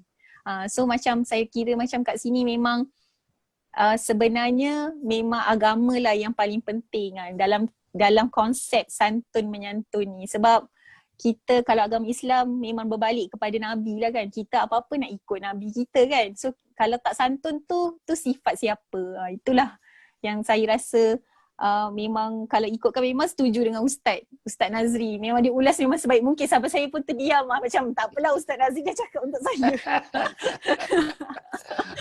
Okay. Tapi Ustaz Nazri ialah Ustaz Nazri itu menyantuni di satu segi, tapi rasanya Saidatul menyantuni di satu segi lagi. Profesor pula jadi jurusantun utama tu. Jadi nampaknya tuan-tuan nampaknya kari yang kita masak ni tuan-tuan dan puan perfect malam ni tuan-tuan. Kita nak hidangkan selepas ini. Jadi tuan-tuan dan puan insya-Allah sebelum kita menghidangkan itu mari kita dengar sikit pesanan daripada Yayasan Sabha dalam 1 minit insya-Allah. Sila. Anjur Husnul Khatimah ialah sebuah projek bagi mengisi saudara keperluan insan-insan di permukaan bumi ini, iaitu untuk mati dalam husnul khatimah sesuai dengan doa kita, Allahumma khtim lana bihusnul khatimah wa la takhtim alaina bisu'il khatimah. InsyaAllah sebuah projek, sebuah kampus, sebuah kompleks yang dinamakan Anjur Husnul Khatimah yang akan didirikan tidak berapa lama lagi, dan insyaAllah akan memberikan khidmat yang terbaik kepada seluruh umat Islam untuk hidup dalam Islam dan mati dalam husnul khatimah. Wassalamualaikum warahmatullahi wabarakatuh. Assalamualaikum warahmatullahi wabarakatuh. Menepati apa yang dibincangkan sekarang ini, mungkin rujukan boleh dibuat kepada 3 buku yang saya hasilkan. Buku yang pertama, saudara, ialah Khidmati Ayah Bunda Hingga Akhir Hayat. Buku yang kedua ialah Husnul Khatimah, Impian Setiap Muslim. Dan buku yang ketiga ialah bukunya Isteriku Ketua Bidadari Syurga. Dapatkan buku ini tuan-tuan dan puan. Bacakan buku ini insya-Allah. Inilah buku panduan untuk kita menjadi insan yang baik, menjadi muslim yang baik, menjadi mukmin yang baik. Wassalamualaikum warahmatullahi wabarakatuh. Dapatkan madu tualang asli keluaran Kuatmed Sdn Bhd yang dijamin 100% asli dan memang berkualiti. Kepada anda semua, jangan tunggu-tunggu lagi. Order sekarang dengan WhatsApp kepada nombor yang tertera di skrin anda sekarang. First Move Childcare Center adalah sebuah organisasi yang melaksanakan fungsi-fungsi untuk mendidik, mengasuh anak-anak. Program yang kita kenalikan ini ialah untuk membantu ibu bapa. Kita hendak anak-anak tuan-tuan sihat, fizikalnya, tahap intelektualnya, tahap emosionalnya. Yang pentingnya ialah tahap spiritual. First Move Childcare Center ini, First Move artinya sentiasa ke depan saja. Mereka akan berdiri sebagai orang yang pertama, duduk dalam saf pertama. Para penonton yang dihormati sekalian, alhamdulillah kita teruskan. Sebelum kita teruskan, oleh kerana kita punya panelis ni tak tengok apa yang dipaparkan semasa Yayasan Sabha memberikan sedikit pesanan tuan-tuan dan puan. Saya nak ambil dalam masa 30 saat. Tuan-tuan, Yayasan Sabha sedang dalam proses membangunkan ini tuan-tuan. Namanya Anjung Husnul Khatimah, Kompleks Anjung Husnul Khatimah. Kompleks ini berharga 12 juta ringgit, dibangunkan di Ulu Langat, 20 minit daripada Kajang. Tempatnya tuan-tuan akan mula dibangunkan tahun depan. Dan pembangunan ini menggunakan dana daripada 7 sumber. Pertama wakaf, kedua zakat, ketiga infak, keempat sedekah, kelima fidyah, keenam amal jariah, ketujuh fi sabilillah. Seluruhnya non-profit making. Apa dia Kompleks Anjung Husnul Khatimah ini? Menyediakan yang pertama modul-modul, ada 5 modul. Each runs for 3 days and 2 nights. Modul 1, modul 2, modul 3, modul 4. Boleh dipilih bila-bila masa. Lapang datang, 3 hari 2 malam, 3 hari 2 malam, 3 hari malam. Masa pilihan mereka, tuan-tuan. Mereka datang. Datang 3 hari 2 malam untuk program residential. Duduk di tempat itu dengan layanan 3-star hotel. Tempat tidurnya 3-star hotel, makanannya 3-star hotel, ambience-nya 3-star hotel, suasananya 3-star hotel, gimnasium laki-laki perempuannya, semuanya tuan-tuan dan puan di situ. Tuan-tuan, kita nak bagi yang terbaik. Al-Islamu ya'lu wa la yu'la alaih. Islam itu tinggi, hebat. Tidak ada yang menyaingi kehebatan Islam. Sebab itu tuan-tuan, ini akan dirun secara profesional, secara moden tuan-tuan dan puan, insya-Allah dengan sistem management ala korporat tuan-tuan dan puan, tetapi seluruhnya fi sabilillah. untuk Allah Subhanahu Wa Taala. Jadi tuan-tuan dan puan, persediaan ilmu yang nak dibagi namanya pendidikan hujung usia mati dalam husnul khatimah. Itu ilmunya. Pendidikan hujung usia mati dalam husnul khatimah. Ada silibusnya, ada kurikulumnya, ada manajemennya, ada lecturersnya, ada tutorsnya, ada pembimbingnya, ada coachnya. Yang tak tahu baca Quran, tuan-tuan, ada coach yang dengan sabar mengajar Al-Quran. Daripada alif bata, a bata, saja, saja, semua begitu tuan-tuan dan puan. Dan insya-Allah yang tak faham fardu ain misalnya umur 60 tak faham fardu ain, ada coach yang mengajar fardu ain di situ. Sebab kita hendak sebelum mereka mati, mereka sekurang-kurang memiliki ilmu agama minimum untuk bertemu dengan Allah dan mati dalam husnul khatimah sesuai dengan doa kita. Allahumma khtim lana bihusnil khatimah wa la takhtim alaina bisu'il khatimah. Yang kedua tuan-tuan, anak-anak kita. Anak-anak kita ikut satu modul, 4 modul. Each module running for 3 days and 2 nights also. Anak umur 15, 20, 30, 40 yang syaratnya mak bapak masih hidup untuk dia khidmati mak bapak. Kita nak lahirkan anak yang saleh, anak yang salihah. Anak yang akan memberikan khidmat tanpa berdecit, sikit pun tak berdecit.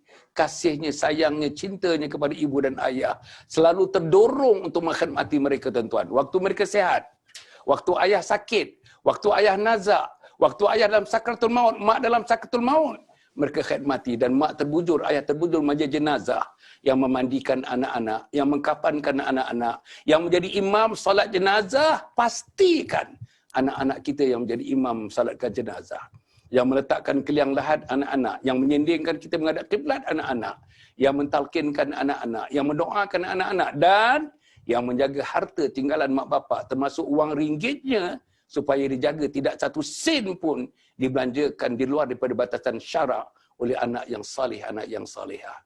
Anak yang tak pergi masjid tak boleh buat perkara ini. Anak yang tak semayang, tak jaga semayang tak boleh buat perkara ini. Anak yang tidak meninggalkan nahi mungkar, tidak boleh amar makruf dan nahi mungkar, meninggalkannya, tidak boleh buat perkara ini. Anak yang lalai dengan mak bapak, tidak hirau dengan mak bapak, tak boleh menunaikan perkara ini. Inilah yang sedang kita buat tuan-tuan dan puan. Inilah bakti terakhir kita. Inilah saya sedang usahakan dengan teman-teman dan sahabat-sahabat melalui Yayasan Sabah bersama dengan Perbadanan Wakaf Selangor, anak syarikat Majlis Agama Islam Selangor. InsyaAllah kita akan usahakan ini satu-satunya. Dikatakan cara macam ini satu-satunya dalam dunia, satu-satunya di Asia, satu-satunya di Malaysia, dan agaknya satu-satunya di Ulu Langat di sana nanti insyaAllah. Jadi tuan-tuan, itulah yang sedang diusahakan. Dan berikutan dengan itu saja saya nak menyebutkan tuan-tuan, saya menulis ada 3 buku yang terakhir ni tuan-tuan dan puan ni. Saja saya nak menyebutkan kepada para penonton sekalian ni. Ini buku yang ke-41 tuan-tuan ni. Ini buku yang ke-41. Saya dah tulis 41 buku tuan-tuan ni. Ini buku yang ke-41. Tajuknya Khidmati Ayah Bonda Hingga Akhir Hayat. Khidmati Ayah Bonda Hingga Akhir Hayat. Ini yang saya katakan kepada anak-anak tadi tuan-tuan. Buku yang ke-42 tuan-tuan ini, nama buku ni Husnul Khatimah, Impian Setiap Muslim. Husnul Khatimah, Impian Setiap Muslim. Dan buku yang ketiga, ini buku yang terakhir. Baru keluar dalam 3 bulan, tuan-tuan dan puan. Tajuk buku ni ialah Isteriku Ketua Bidadari Syurga. Ini buku saya yang ke-43, tuan-tuan. Isteriku Ketua Bidadari Syurga. Jadi tuan-tuan, insya-Allah mudah-mudahan buku ni, tuan-tuan dan puan, buku ni tuan-tuan tengok ya, harganya RM65 tiga-tiga buku ni. Seluruhnya sebab setelah kita bertolak kos perinting dan sebagainya, didermakan, diinfakkan kepada kompleks Anjung Husnul Khatimah. Inilah yang usaha yang kita buat tuan-tuan dan puan ya. Dalam program-program kita pun alhamdulillah boleh katakan saban hari saban ketiga tuan-tuan masuklah dalam akaun. Tuan-tuan tengok di bawah itu tuan-tuan dan puan ya, dimasuk ke dalam akaun. Ada yang buat standing instruction every 30th of the month, masuklah RM100, RM50, RM10, RM5, masuk terus dalam akaun kita insya-Allah. Tuan-tuan dan puan yang mati sekalian ya, saya nak pergi kepada profesor balik ya. Profesor ya, kalau misalnya insya-Allah ya, kalau kita dapat mengulas sikit ya tentang apa yang kita sebutkan tadi ya, mengenai tentang kesan ya, mana kesan daripada kita punya santunan tadilah. Yang saya nak sebutkan ialah tentang kesan yang kita dapati daripada santunan sama ada isteri atau suami dan tuan-tuan dan puan ya, dan santunan itu insya-Allah kalau dapat kita bersama-sama tuan-tuan dan puan menggalakkan supaya mana-mana suami, mana-mana isteri tuan-tuan dan puan akan memaparkan kesantunan yang sedemikian sebagai pengikat kepada kasih sayang mereka. Kita harapkan itu berlaku insya-Allah. Dalam masyarakat kita itu berlaku. Tetapi apa yang kita tengok ya. Oleh kerana tadi Saidatul menyebutkan agama adalah faktor terpenting. Saya pun pernah menjadi kaunselor selama 12 tahun tuan-tuan ya, family counselor. Tapi oleh kerana masa terlalu banyak ditumpukan untuk mendengar tetap satu kes, jadi saya tidak ada masa lagi untuk itu. Tuan-tuan dan puan, kebanyakannya datang kepada saya ni. Saya dah nampak riak-riaknya saya nampak. Kadang-kadang bila saya berseorangan dengan mereka, suami isteri tapi isteri masuk dulu atau suami masuk dulu, tuan-tuan dan puan, kita cerita. Satu soalan saya tanya ni. Datuk jawab sajalah tu. Datuk ni jaga salat ke tak jaga salat? Itu dia. Jadi itulah tuan-tuan pasal ni. Macam mana tuan-tuan ya? Inna salata tanha 'anil fahsya'i wal munkar.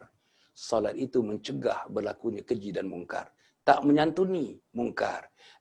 Tuan-tuan dan puan menggunakan bahasa-bahasa yang kesat kepada isteri, mungkar. Tuan-tuan tidak simpati kepada isteri, mungkar tuan-tuan ya.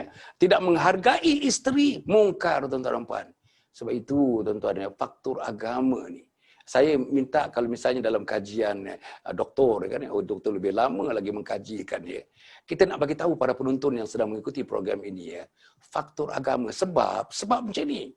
Saya perhatikan bila saya bagi kuliah-kuliah, dah 35 tahun saya bagi kuliah. Dekat-dekat 40 tahun saya bagi kuliah. Masjid, surau, madrasah dan sebagainya. Kehadiran anak-anak muda, setengah-setengah masjid hampir kosong. Kosong. Doktor, kosong.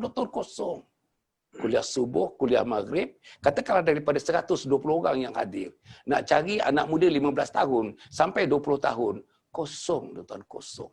Jadi ya, apa akan jadi 20 tahun daripada sekarang? Kalau misalnya Ustaz kata, Saidatul sokong tadi, agama merupakan fungsi utama dan faktor utama untuk menentukan kesantunan berlaku dalam keluarga. Kalau misalnya kita lari daripada agama, lari daripada kebesaran Allah, can you ever imagine what picture it is going to be painted 20 years from now? Dalam keadaan sekarang pun, tuan-tuan tanyalah pejabat kadi. Tuan-tuan tanyalah court ataupun mahkamah keluarga, tuan-tuan tanyakan. Macam mana haruk pekoknya keluarga kita sekarang, tuan-tuan dan puan ya. Jadi sebab itu doktor ya, dalam kajian doktor lah ya. Macam mana kita nak betul-betul malam ini dia punya titik besar yang kita hendak. Agama itu penting untuk menentukan kesantunan terus berlaku dalam apa fasa pun, dalam apa versi pun. Kesantunan itu akan terus berlaku kerana agama. Macam mana doktor? Okey. Untuk yang memang tidak dinafikan Datuk dan semua ahli panel sekalian, agama tu dia adalah tunggak sebab dia melibatkan belief system kita ataupun apa yang kita percaya, yakin dan kita buat. Cumanya sekarang, kadang-kadang apabila kita belajar agama ataupun kita tahu tentang agama, tapi kita banyak ilmu tentang agama, tapi bagaimana kita mempraktiskan itu. Dan rata-rata kes-kes yang datang pada saya pun ada antaranya adalah dari kalangan agamawan. Yang mana tidak menyantuni kedua-dua belah pihak, sama ada suami ataupun isteri tidak menyantuni kedua-dua pihak itu dalam keadaan yang betul. Masing-masing balas dendam, masing-masing meletakkan emosi kepada perkara yang sangat penting dalam hidup. Masing-masing apabila berdendam cuba membalas dendam antara satu sama lain. Jadi itu memang sah dah. Maksud dia kalau kata yang pegang agama, yang kuat agama, maksud dia pun buat perkara-perkara tersebut, maksud dia yang tak ada ni, maksud dia yang tak ada tunggak langsung ni, memanglah maksud dia kita tengok akan ada juga ruang-ruang untuk mengalami masalah yang sedemikian. Tapi sekarang ni saya nak pergi lebih jauh daripada agama tu. Ya. Maksud dia agama tu memang sah dah. Dia belief system kita, tujuan hidup kita, din apa maksud din cara hidup kita dan sebagainya. Yang tu maksud dia kita mesti berada dalam ruang lingkup agama tersebut sebagai satu panduan. Cumanya sekarang bagaimana adaptation ataupun adaptasi ilmu agama tu yang boleh kita apply kan. Okey, saya nak gerak sikit kepada psikologi punya basis. Okey, manusia memerlukan antara satu sama lain kita panggil belonging ataupun keperluan antara manusia tu kita panggil terms dia dalam psikologi kita namakan belonging. Maksud dia hendakkan kasih sayang, perhatian, hormat, rasa tanggungjawab, dihormati, semua dia hendak. Tapi dalam keadaan itu bila kita cerita pasal santuni, maksud dia ada satu lagi konsep yang mana dalam psikologi keluarga, rumah tangga ni, pasangan ni kita belajar, iaitu konsep triangle ataupun kita panggil triangulation. Okey, bila kita terasa hati, kita pergi pada siapa? Kadang-kadang mak terasa hati, dia pergi mengadu ke anak. Okey, isteri terasa hati, dia pergi mengadu dekat rakan sepejabat. Dan juga suami terasa hati, dia pergi mengadu dekat PA contohnya, kan? Dekat PA dia. Dan maksud dia triangulation yang kita sebutkan itu dia tak balikkan kepada ilmu yang sebenarnya yang mana ya rock kita tu. Sebenarnya konsep triangulation dia ada dalam psikologi. Yang mana kalau dia ada suami, dia ada isteri, yang duduk ke atas tu adalah rock. Jadi konsep triangulation tu kita kena pegang elok-elok. Sebab itu apabila kita terasa hati dan sebagainya, perkara yang pertama kita buat iaitu bila dah marah, terasa hati dan sebagainya, mungkin kita ambil uduk, kita pergi solat, kita mengadu pada siapa? Rob kita. So triangulation yang berlaku tu betul. Tapi problem kita kat sini Datuk dan juga ahli panel yang lain, kita mengambil triangulation dia kita tu benda lain. Kadang-kadang ada yang ambil triangulation dia adalah motor, kereta. So kita cuba untuk menyalurkan ketidakpuasan hati itu, apa benda yang kita rasa tak puas hati itu kepada benda lain. Dan katalah salur kepada PA. Jadi bila lama-lama kita rasa belonging itu, kita rasa seronok itu. Jadi bila rasa seronok, so dia alih daripada isteri kepada PA. Dia rasa kebetulan pula PA pula isteri orang. So di situ dia ada gap untuk tak boleh nak berkahwin dan sebagainya. Jadi maksud dia dalam keadaan itu apabila triangulation yang kita buat adalah bukan yang kita pegang itu, yang maksud dia rob kita, kasih sayang kepada Tuhan kita, menyantuni Tuhan kita, rob kita, maka di situ yang menimbulkan isu lagi banyak dalam masyarakat. Maksud dia dalam keadaan ini apabila kita ada agama, okey, bagus, ilmu agama tu bagus, tapi bagaimana kita menyalurkan keadaan tersebut? Sebab setiap manusia, dia belonging dia tu, dia akan bergerak kepada orang yang akan memberi kasih sayang, memberi perhatian, memberi rasa hormat. Contohnya bila dah rasa tidak disantuni, isteri merajuk, suami merajuk, masing-masing tidak ada communication, tidak ada saling cakap dan sebagainya. Dan dia tidak balik juga kepada rob dia. Tidak ada triangulation itu berlaku. So memang sebab itu siapa-siapa pun dalam keadaan ini boleh berlaku perkara yang songsang, perkara yang tidak baik, perceraian dianggap sebagai perkara yang biasa dan sebagainya. Maksudnya masing-masing tidak ada strength untuk balik kepada triangulation tadi, balik kepada rob dia dan juga balik kepada mencari penyelesaian yang lebih baik daripada keadaan tersebut. Masya-Allah. Doktor, sikit je saya nak tanya. Santunan ni kalau itu merupakan satu behavior, bahkan menjadi satu sifat kepada kita suka menyantunkan dia ni doktor saya nak tanya, dia ni acquired ke atau inborn sifat tu? Dia ikut kita masa kita lahir ke ataupun acquire? Kita build up. Macam mana? Okey. Sebenarnya dalam perkembangan manusia, dia 60 ke 70% dia adalah build up. Maksud dia build up tu maksud dia dipelajari. Dan apabila dipelajari, sebab tu yang saya kata ada 3 perkara tadi tu. Yang bila ahli psikologi berkata bahawa dia akan build up cara dia dididik, dibesarkan dan sebagainya. Sebab itu kalau bapak dia tak pernah ke dapur, jadi anak dia, kalau anak lelaki dia akan cakap jangan ke dapur. Jadi maksud dia flow lah. Dia turun. Maksud dia yang tu maksud dia telah dididik, diasuh mengikut persekitaran. Hanya lebih kurang daripada 15% yang kita kata adalah bond. Bond, kalau kita nak katakan genetik, kadang-kadang kebetulan lah perangai dia macam perangai bapa, macam perangai mak dan sebagainya. Maksud dia bawah, kalau ikut kajian psikologi, bawah daripada 15%. Bawah pada 15%. Yang lain-lain tu dia lebih fokus kepada pembelajaran di luar. Dan pembelajaran tu pula Datuk dibahagikan kepada peringkat umur. Maksud dia peringkat umur 7 tahun pertama, 7 tahun kedua, 7 tahun ketiga. Maksud dia yang tu jelas. Bagaimana pembelajaran itu berlaku dan dia dapat pembelajaran tersebut dan dia cuba untuk ketengahkan ataupun dia cuba untuk realisasikan dalam persekitaran dia.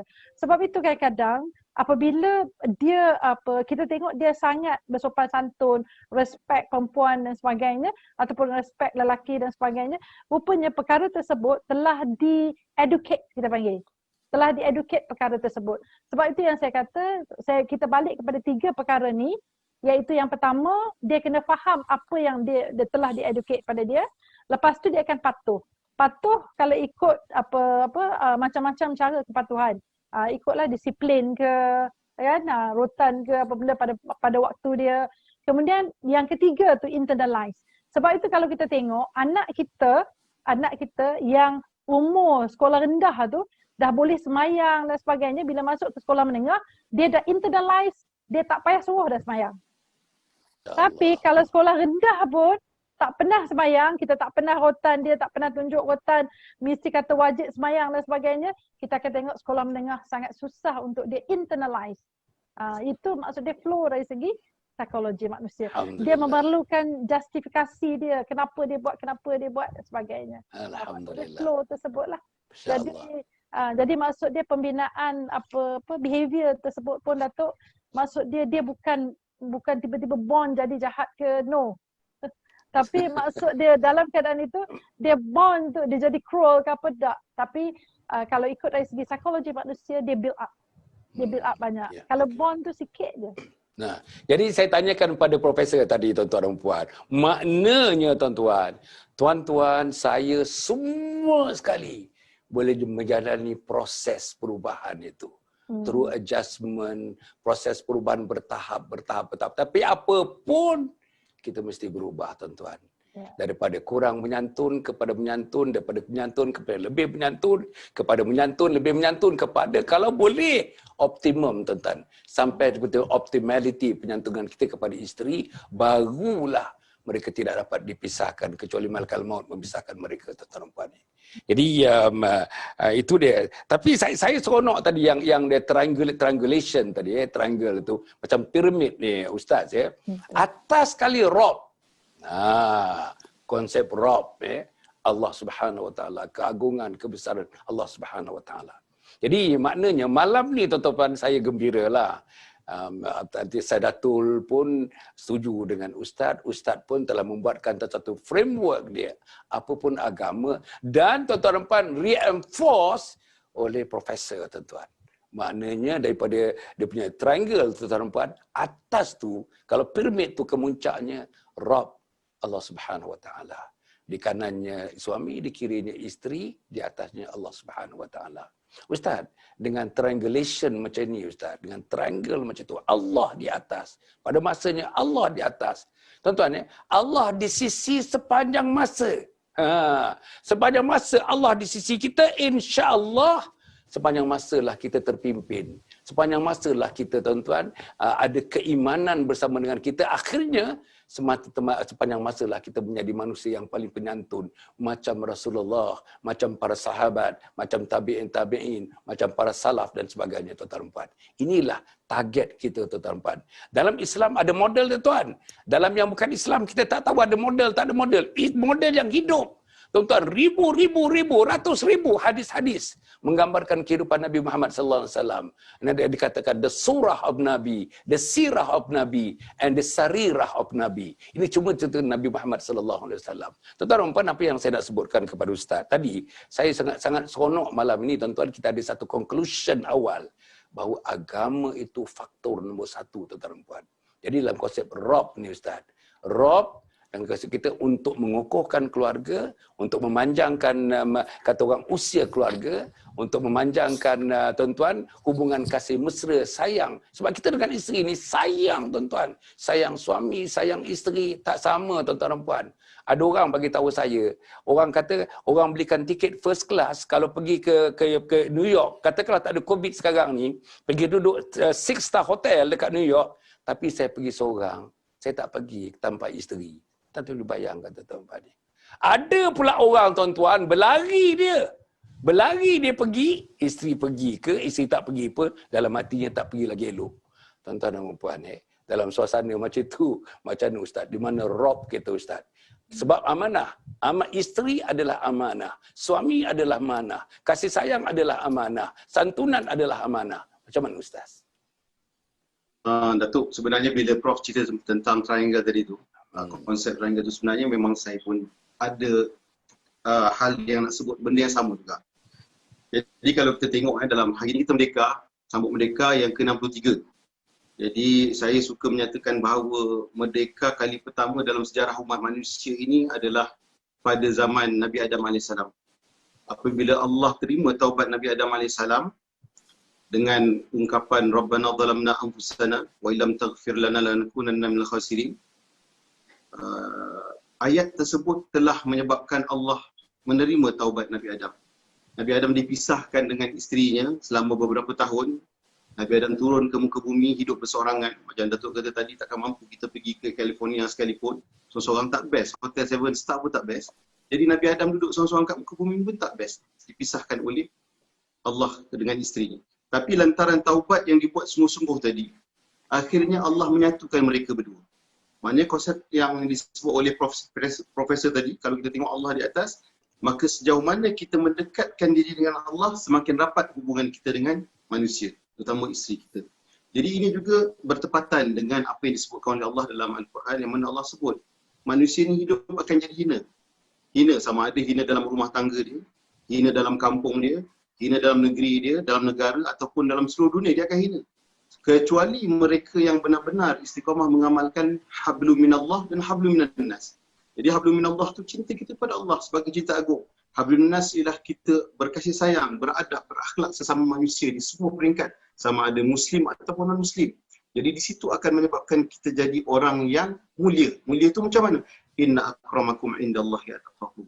Jadi barulah kita sama ada lelaki maupun perempuan akan mendapat jadi orang yang mulia, iaitu orang yang bertakwa kepada Allah SWT, yang memiliki sifat-sifat mahmudah dan jauh daripada sifat-sifat mazmumah.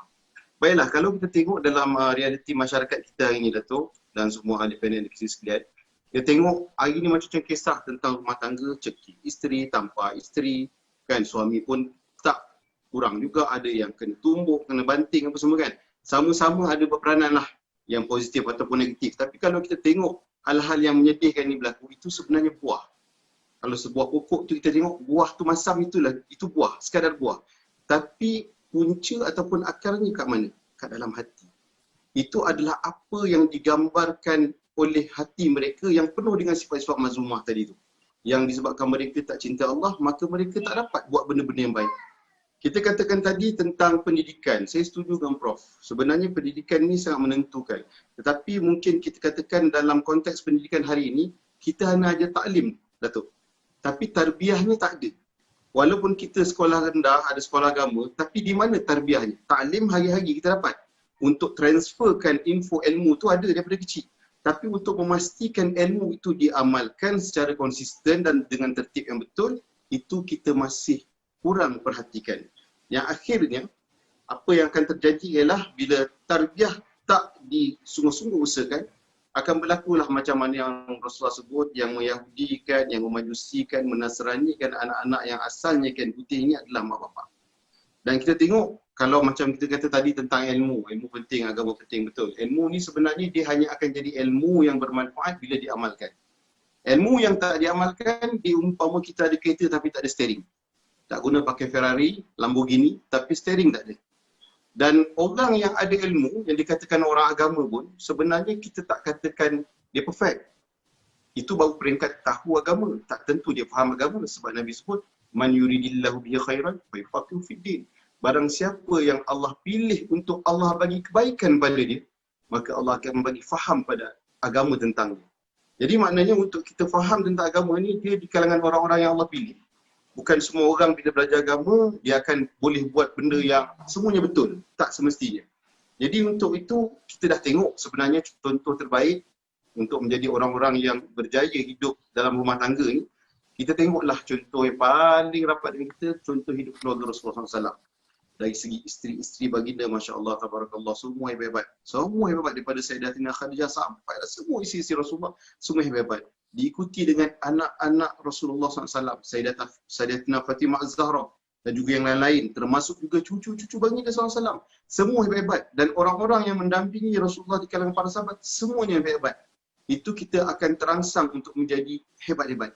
Tetapi mungkin ada orang yang tak direzekikan begitu. Mungkin dia seorang isteri yang baik, tapi suaminya pula jadi brutal ataupun samsing sebab pakai Samsung contohnya. Kan? Jadi disebabkan isterinya brutal, isterinya baik, suaminya brutal, kadang-kadang mungkin dia kata, apa dah jadi ni? Tuhan kenapa bagi aku begini? Sebenarnya ada contoh yang telah dipaparkan dalam sejarah bagaimana Sayyidatina Asia, isteri Fir'aun. Dia berkahwin dengan seorang yang kita kenal Fir'aun dalam Quran sebagai seorang maharaja yang zalim. Kan? Tetapi kita tak pernah dengar dalam sejarah Sayyidatina Asia minta cerai. Bahkan Sayyidatina Asia disebabkan kesabarannya, Allah membariskan dia di kalangan 4 wanita terhebat dunia dan di akhirat bersama dengan isteri Rasulullah. Subhanallah. Ini adalah berkat kesabaran dan keyakinan serta keikhlasan dia, dia hanya nak Allah. Jadi begitu juga kalau kita tengok, aku kahwin isteri aku pula brutal, isteri-isteriku samsing, contoh, ataupun isteriku samsing kan. Jadi kita kata, aku nak jadi ini, aku baik dulu belajar pondok, hafal Quran, tapi macam mana isteri samsing? Kita tengok contoh Nabi Lut AS dan juga Nabi Nuh AS. Mereka juga mempunyai sejarah-sejarah yang begitu. Jadi maknanya kita di setiap mana kedudukan kita, di setiap mana ujian yang Allah bagi pada kita, ada panduan-panduan yang tidak membolehkan kita untuk bagi alasan untuk mengatakan, ya Allah, aku tak boleh jadi seorang penyantun. Seorang lelaki takkan boleh kata, ya Allah, aku tak boleh jadi seorang penyantun sebab tak ada contoh. Sudah ada semua jawapan yang Allah bagi. Begitu juga seorang perempuan, dia tak boleh cakap, ya Allah, aku tak boleh jadi seorang penyantun sebab suami aku seorang brutal. Tak boleh. Semua Allah dah tutup dengan jawapan-jawapan yang sangat konkret. Jadi itulah sebenarnya yang kita kena faham. Kalau kita duduk seorang-seorang, kita selalulah sebut-sebut bisik-bisik ke hati kita sebelum tidur, ilahi anta maksudi wa ridhaka matlubi. Jadi yang kita nak dalam hidup ni sebenarnya bukanlah kita nak semata-mata dunia. Dunia ni sebagai jambatan. Isteri kita sebagai jambatan menuju redha Allah. Suami kita jambatan menuju redha Allah. Jadi kalau kita faham dah yang kita nak itu adalah Allah. Redha Allah adalah matlamat kita. Kita akan buat apa saja untuk dapat redha Allah. Contohlah, kita dah belikan mangkuk tefal kat isteri kita. Jadi janganlah nak bodek dia sebab nak tambah isteri lagi. Sebab yang kita dah tanam dalam fahaman kita, waridhaka matlubi. Jadi kita buat benda itu sekadar adalah semata-mata untuk menjadi seorang yang mukhlisin. Orang-orang yang ikhlas. Jadi tak ada sebab-sebab abang ada udang sebalik mi goreng ke. Tidak ada.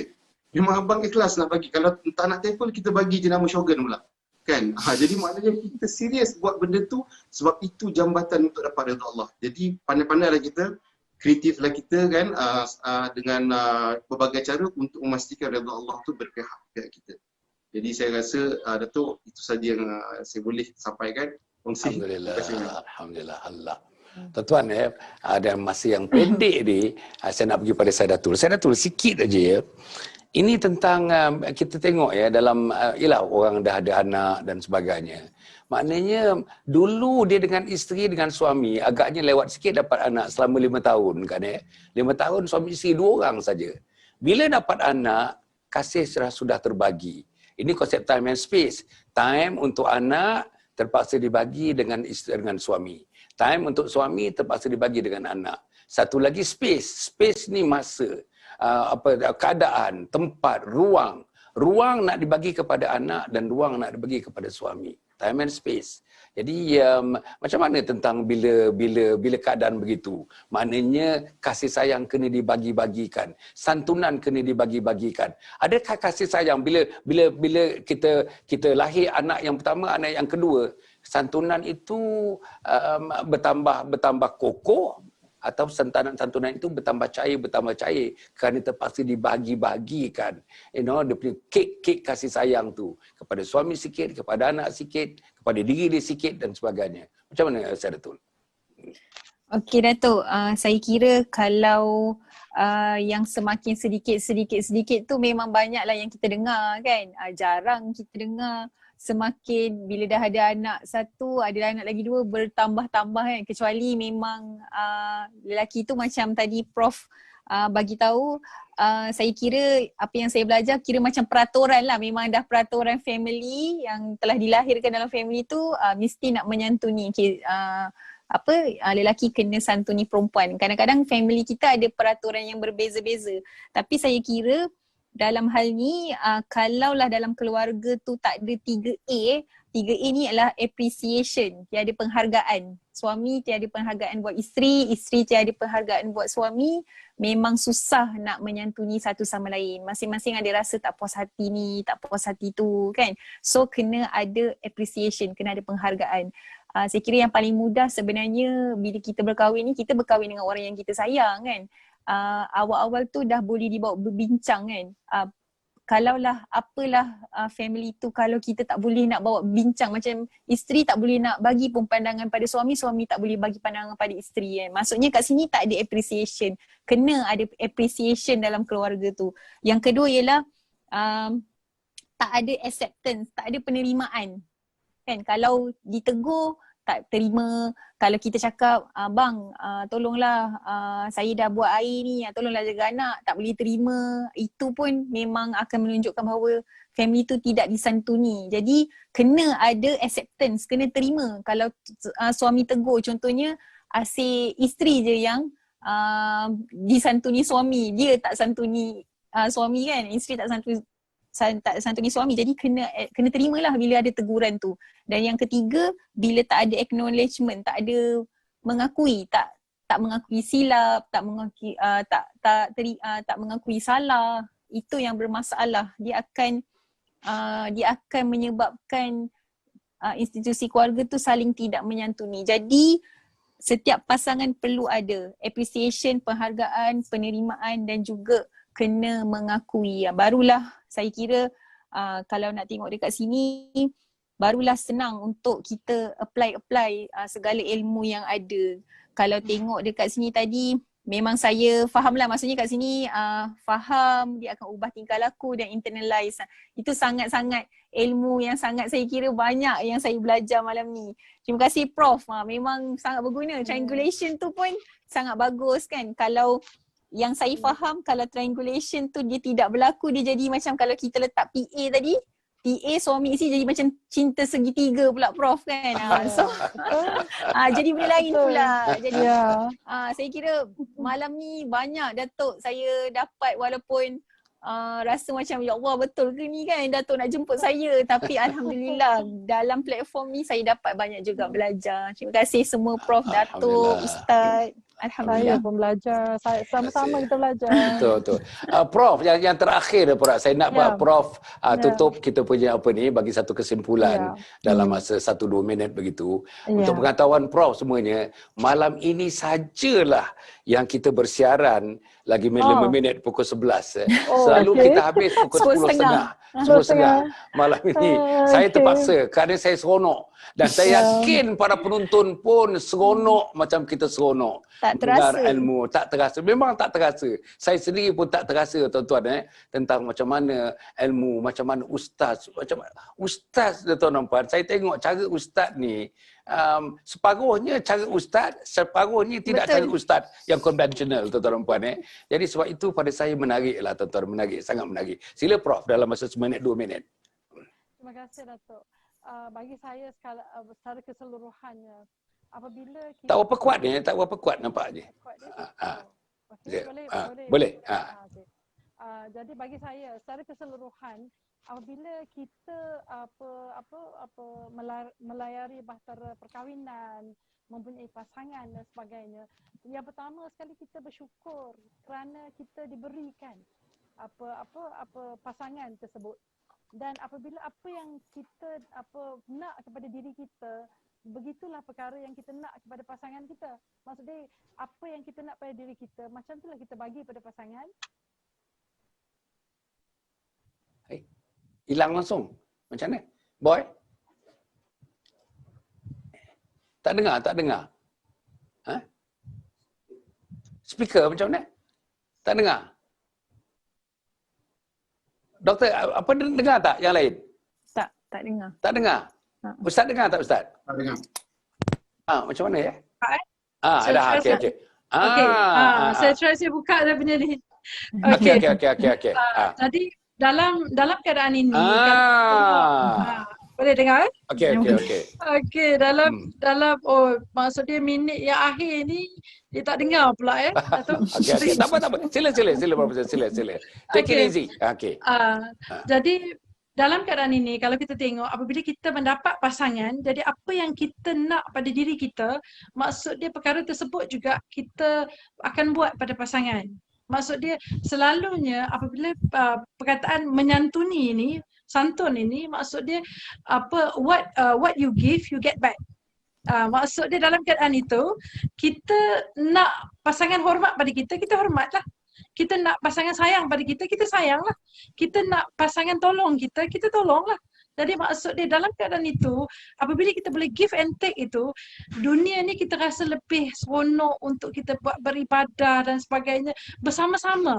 Jadi maksudnya konsep tersebut pun kita akan berdamai dengan takdir kepada jodoh kita, dan dalam keadaan itu kita akan menerima takdir tersebut dan menerima dalam keadaan redha secara keseluruhan apa yang kita dapat.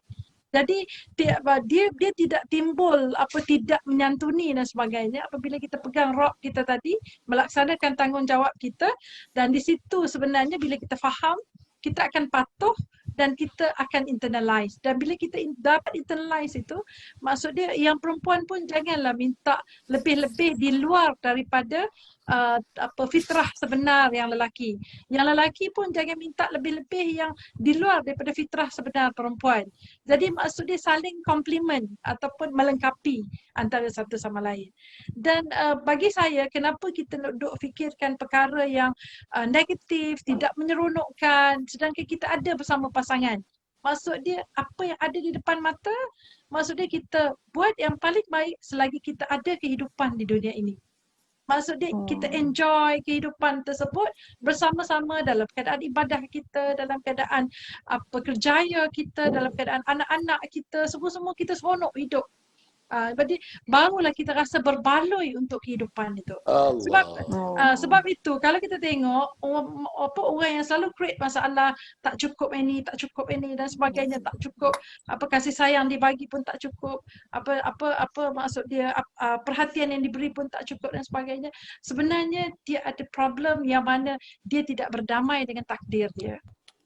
Maksud dia apa yang diberikan tu dia tidak letakkan redha tu dengan sepenuhnya. Sebenarnya psikologi Islam ni sangat menarik, ya Ustaz dan juga semua ahli panel yang lain, maksudnya Datuk dan sebagainya. Saya bila buat PhD saya, satu konsep yang saya jumpa iaitu yang tidak ada pada psikologi barat dan sebagainya, iaitu konsep redha itu sendiri. Dia tidak ada konsep redha di dalam psikologi barat. Jadi indahnya psikologi Islam iaitu apabila meletakkan konsep redha. Apabila kita redha tu, kita serah terus, cukuplah Allah bagiku.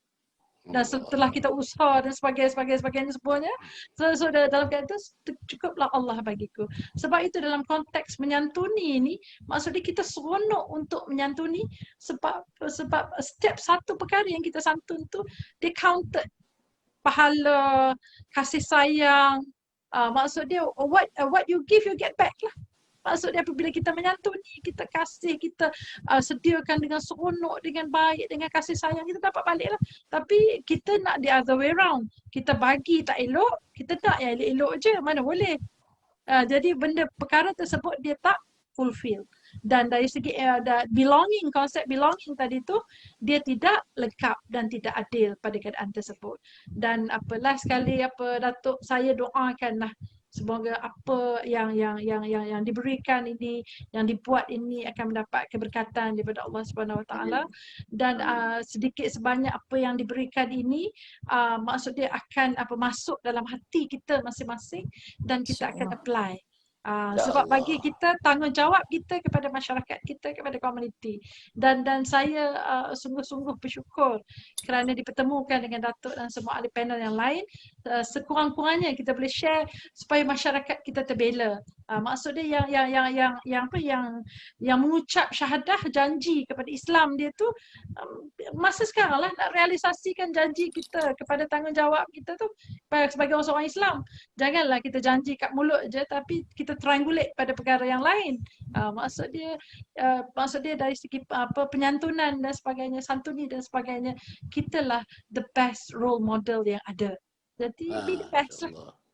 Alhamdulillah. Be the best lah.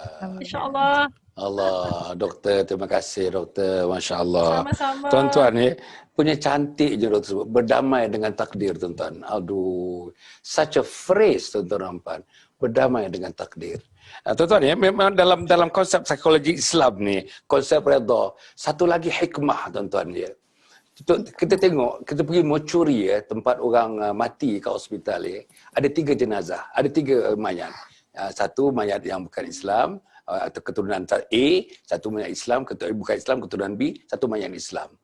Tuan-tuan, you tengok ya, yang orang Islam ni, siapa pun yang meninggal tuan-tuan, damai tuan-tuan ya. Tak ada meraung sampai bergumang-gumang dekat situ, meraung tak ada. Damai. Apa sebabnya? Redha. Apa sebabnya? Ada hikmahnya di sebalik itu.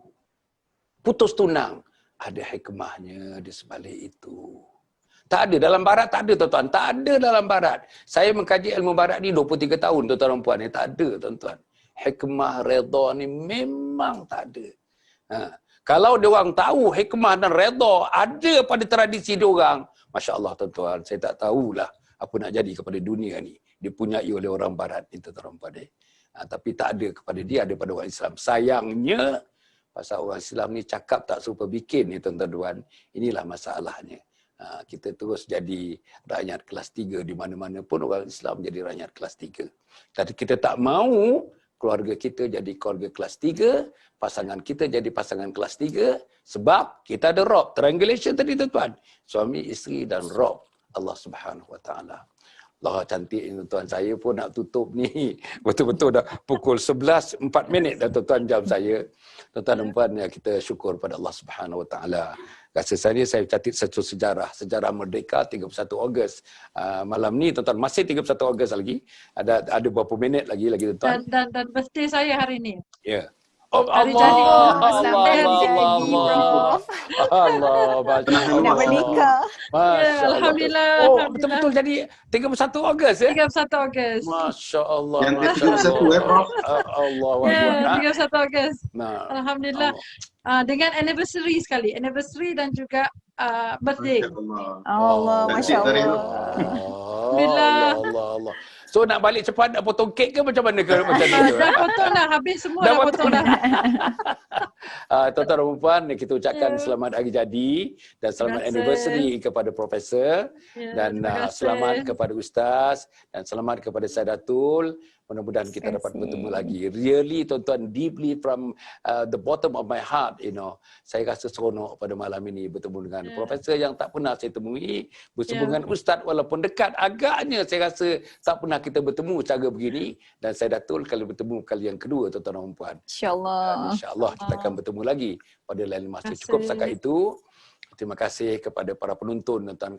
Tanpa anda, apalah kami di sini tuan-tuan dan puan. InsyaAllah penonton, the loyalist, followers kita, tuan-tuan, insyaAllah daripada dulu sampai sekarang. Kita mula 13 hari bulan Mac sampai sekarang ni.